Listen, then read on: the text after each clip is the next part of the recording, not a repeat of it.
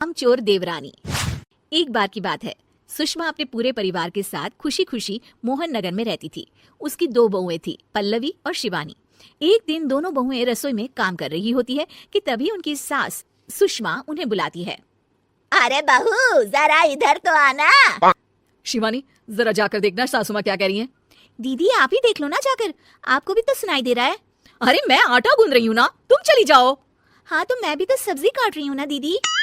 अरे बहू, जल्दी आओ।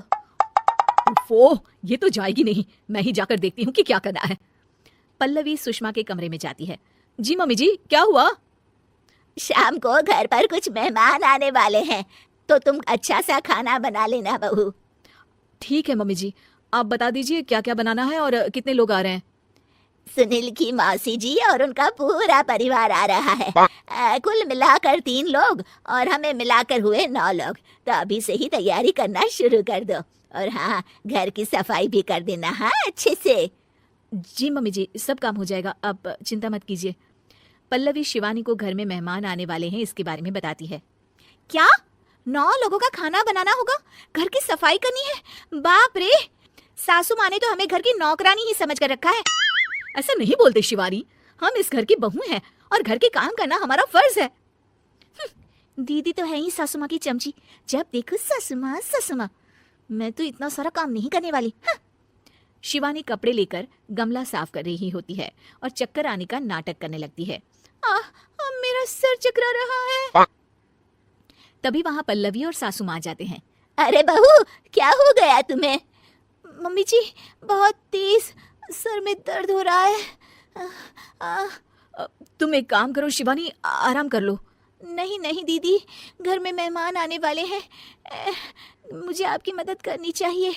अरे कोई बात नहीं शिवानी, तुम आराम कर लो, मैं सब काम कर लूंगी। ठीक है दीदी, अगर आप इतना कह रही हैं तो आराम कर लेती हूँ। शिवानी आराम से अपने कमरे में मैगजीन पढ़ रही होती है। इसे कहते हैं आराम की जिंदगी। इतना सारा काम। चलो, सारा काम खत्म हो गया, शिवानी को देख आती हूँ। शिवानी अपने कमरे में ईयरफोन में गाने सुनते सुनते सो जाती है और उसके साइड में मैगजीन भी रखी होती है। पल्लवी वहां आ जाती है और वो सब देखती है। ओहो, तो मतलब सब काम चोरी का बहाना था। अभी बताती हूँ इसको। घर का सारा काम मुझे करना पड़ा और ये महारानी यहाँ मैगजीन पढ़ रही है, गाने सुन रही है।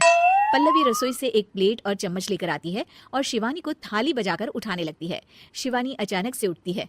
उठ गई महारानी, गाने भी सुन लिए, मैगजीन भी पढ़ ली। तुम तो बहुत बड़ी झूठी निकली शिवानी। तुमने सर दर्द का बहाना बनाया ताकि काम करने से बच सको। हाँ, बनाया बहाना, तो क्या करती, इतने सारे काम करती। मुझे कोई शौक नहीं है चापलूसी का। क्या चापलूसी? तुम्हें लगता है कि मैं सारे काम चापलूसी के लिए कर रही हूँ? नहीं तो क्या। तभी वहां सासू माँ आ जाती हैं। अरे बहू, वो लोग बस आने ही वाले हैं, तुम तैयारियां कर लो। जी सासू माँ, तुझे तो मैं बाद में देखती हूँ। सब खाना खाने बैठते हैं और खाना शुरू करते हैं। तभी सुनील की मौसी बोलती है। वाह भाई वाह, खाना तो बहुत ही अच्छा बना है सुषमा जी, एक एक चीज में क्या स्वाद है। ये सुनकर शिवानी मुंह बना लेती है। उसे अपनी जेठानी की इतनी तारीफ रास नहीं आती। आपकी बहुएं तो बहुत ही अच्छा खाना बनाती हैं। हाँ, बनाती तो दोनों ही अच्छा है, पर आज ना ये सारा खाना बड़ी बहू ने बनाया है। छोटी बहू की तबीयत ठीक नहीं थी, सो इसलिए। मानना पड़ेगा सुषमा जी, आपकी बड़ी बहू तो बहुत ही गुणवान है। पल्लवी की तारीफ सुनकर शिवानी को जलन होती है। पल्लवी ये सुनकर खुश हो जाती है और शिवानी की तरफ देखकर उसे चिढ़ाती है। कुछ देर बाद मेहमानों के जाने का वक्त हो जाता है। मौसी जी सबके लिए उपहार लाई होती है। वो सबको शगुन के पैसे देती हैं और अंत में पल्लवी के पास आती है।